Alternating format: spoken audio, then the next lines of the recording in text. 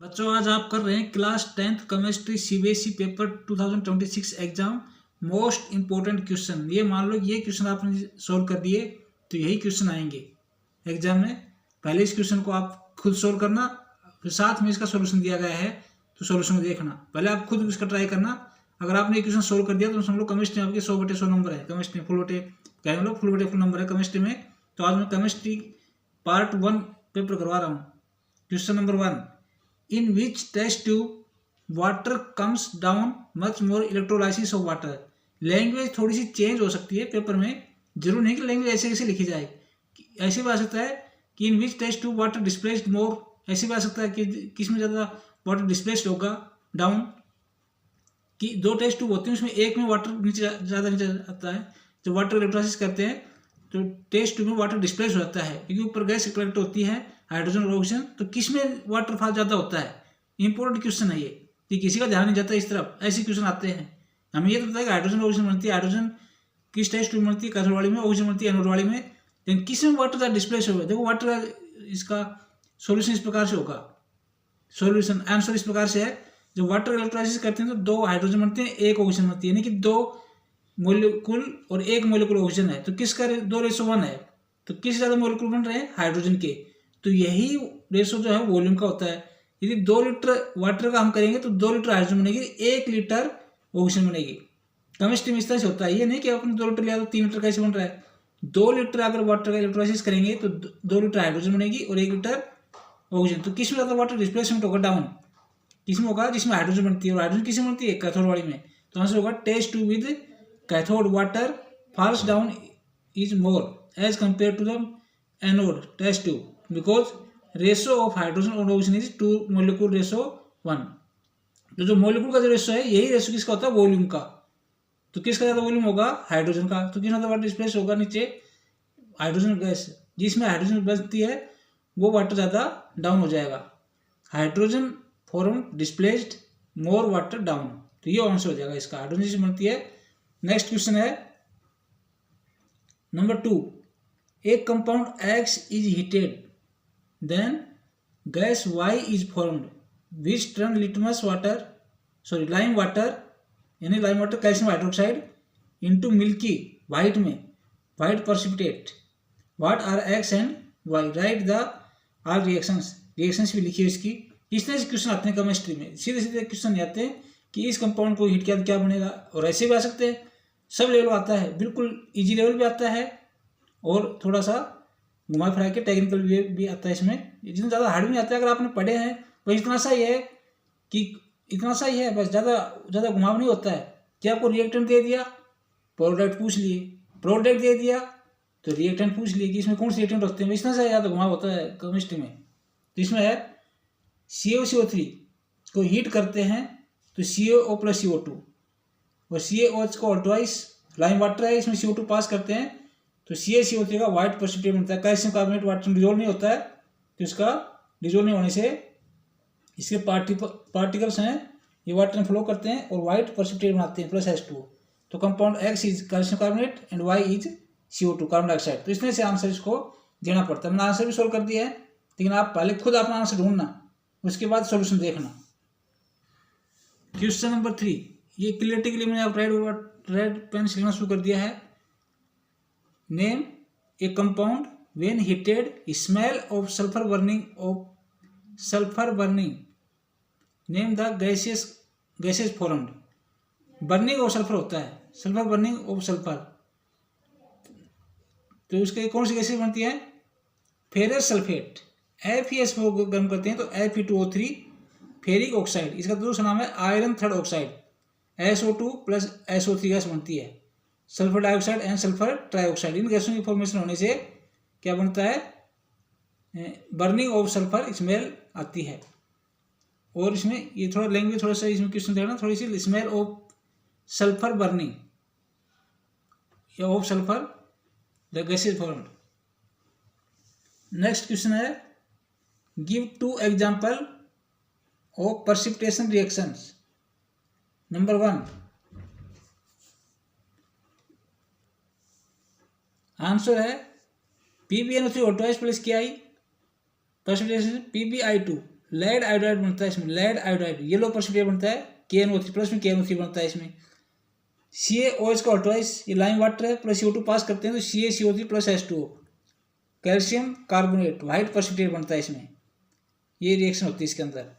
Next है right to double displacement reaction. आप कितने भी डबल डिस्प्लेसमेंट रिएक्शन लिख सकते हैं। ऐसे कंपाउंड सेट कीजिए AB plus CD, general form में AB प्लस CD, ए का पॉजिटिव दूसरे के नेगेटिव से इस तरह बढ़ा दीजिए, कंबाइन कर दीजिए और रिएक्शन बन जाएगी।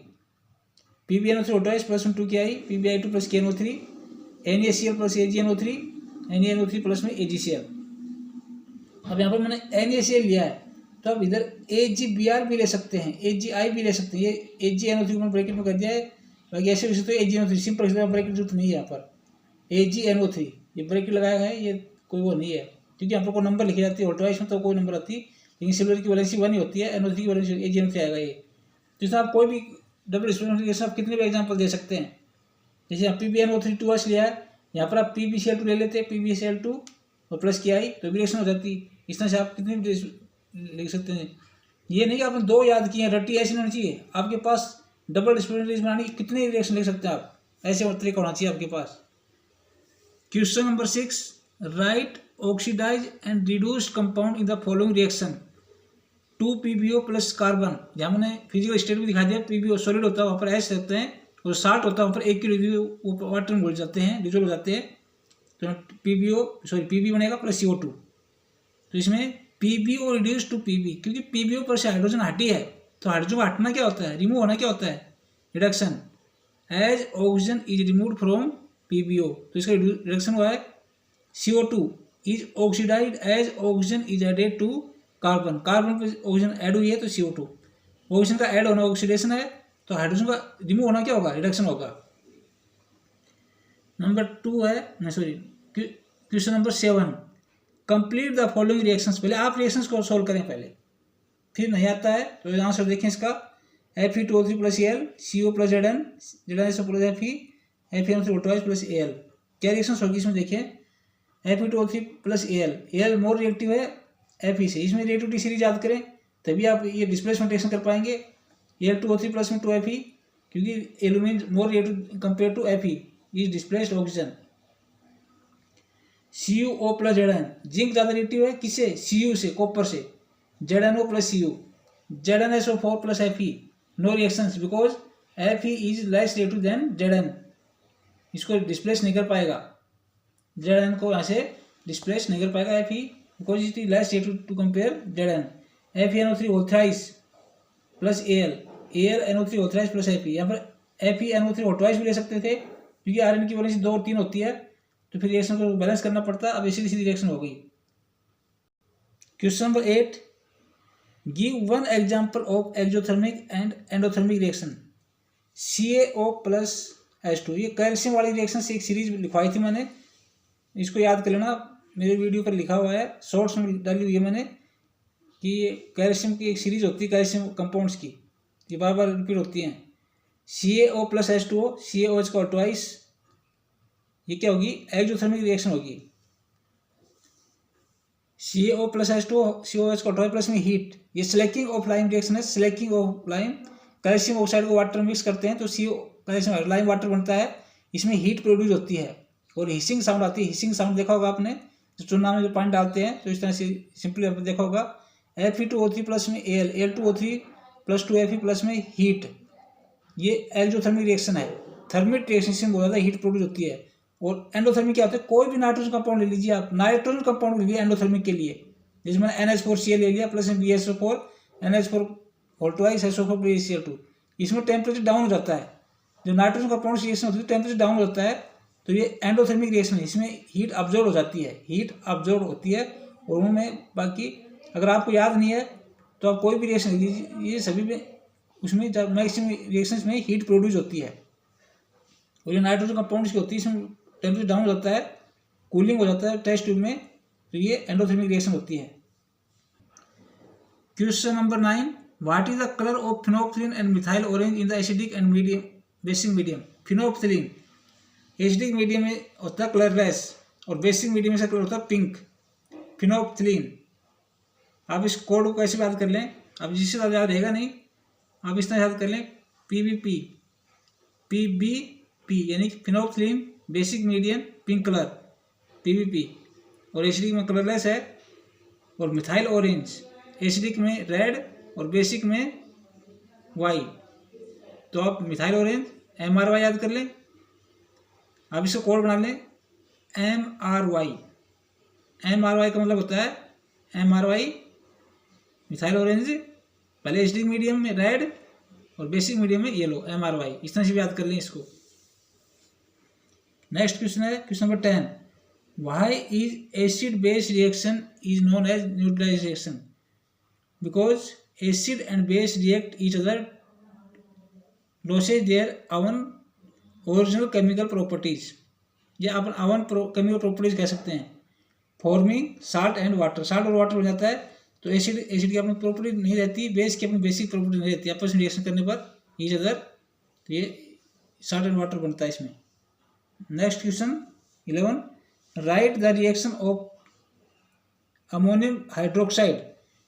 Number 1 sulphuric acid, HCl hydrochloric acid, HNO3 nitric acid and CH3COOH। तो रिएक्शन होगा NH4OH, ammonium hydroxide weak base है। स्ट्रॉन्ग बेस कौन से? KOH और NaOH स्ट्रॉन्ग है और NH4OH वीक है, वीक बेस। साल्ट और वाटर बनेगा NH4O2 प्लस में SOH, NH4OH फिर HCl, NH4Cl प्लस HOH। ये डबल डिस्प्लेसमेंट टाइप की रिएक्शंस हैं, ऐसे भी याद रख सकते हैं। न्यूट्रलाइजेशन रिएक्शन भी है, डबल डिस्प्लेसमेंट भी है, NH4OH HNO3 NH4NO3 HOH।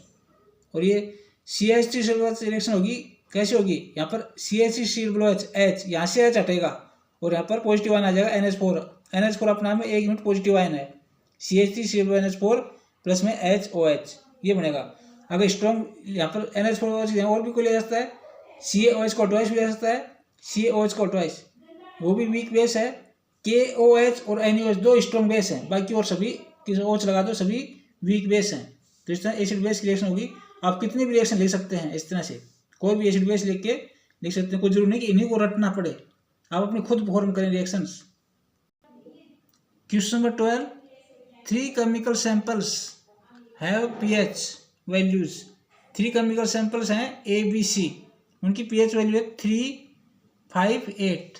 Arrange in decreasing hydrogen ion concentration. ये हाइड्रोजन आयन को हम H3O पॉजिटिव लिखा जाता है, हाइड्रोनियम आयन भी लिखा जाता है कई बार, जहाँ रहे H पॉजिटिव लिखा सकता है, hydrogen ion concentration H positive या H3O पॉजिटिव, क्योंकि H positive H2O molecule attach हो जाता है तो H3O हाइड्रोजन आयन भी बन जाता है।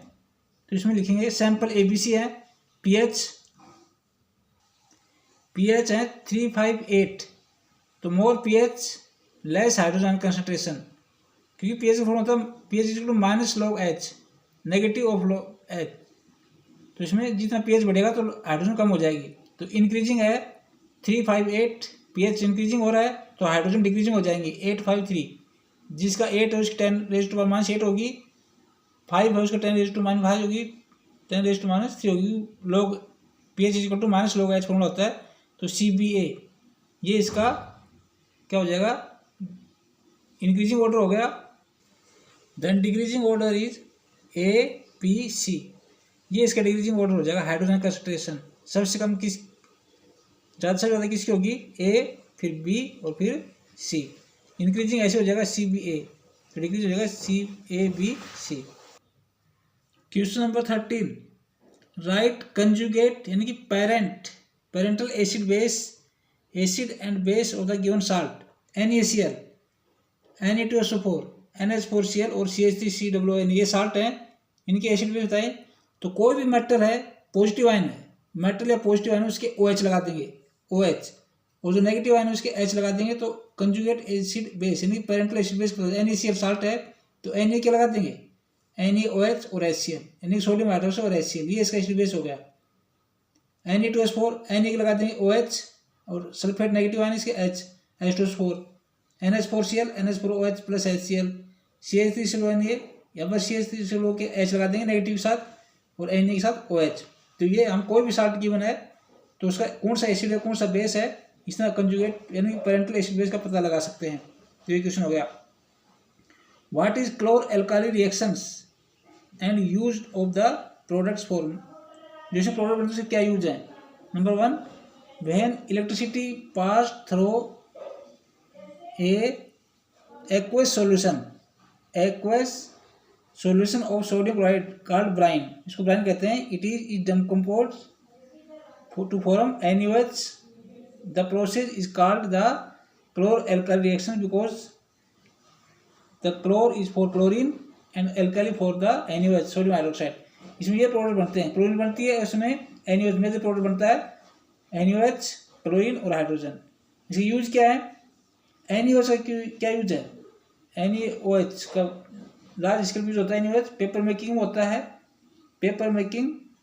क्लोरीन का यूज किस में होता है, PVC CFC बनाने में होता है, और वाटर को डिसइंफेक्टेंट करने के लिए, disinfectant of water, bleaching industry में होता है। हाइड्रोजन फ्यूल के यूज में होता है, और मेकिंग द फर्टिलाइजर्स ये बनाने में होता है। और NaOH आप जानते ही हो, NaOH के भी बहुत सारे यूज हैं। NaOH का यूज क्या होता है, आर्टिफिशियल फाइबर्स बनाने में होता है, आर्टिफिशियल फाइबर्स, और डीग्रीजिंग मेटल्स में होता है। तो इस तरह से इनके तीनों के यूज याद करने हैं। Important question chlor alkali reactions क्या है और what is the use of chlor alkali reactions, इस तरह से क्वेश्चन बनता है इसमें। Question number 15, why is tartaric acid mix to the baking soda NaCO3। The soda commonly used in the baking industry for the making tasty crispy and pakoras. When it heated, it gives Na2CO3, which provide bitter taste. To neutralize Na2CO3 and prevent bitter taste, tartaric acid is mixed to the baking soda to form the powder. तो baking soda में मिला देंगे तो baking powder बन जाता है। किस तरह रिएक्शन होती है, NaCO3 हीट करते हैं एच पॉजिटिव, तो क्या बनता है CO2 प्लस H2O, और sodium salt of acid, sodium salt of acid होता है जो बिटर टेस्ट को प्रिवेंट करता है, और उसको जो हम इंडस्ट्री बेकिंग इंडस्ट्री में जो बनाते हैं इनको टेस्टी बना देता है।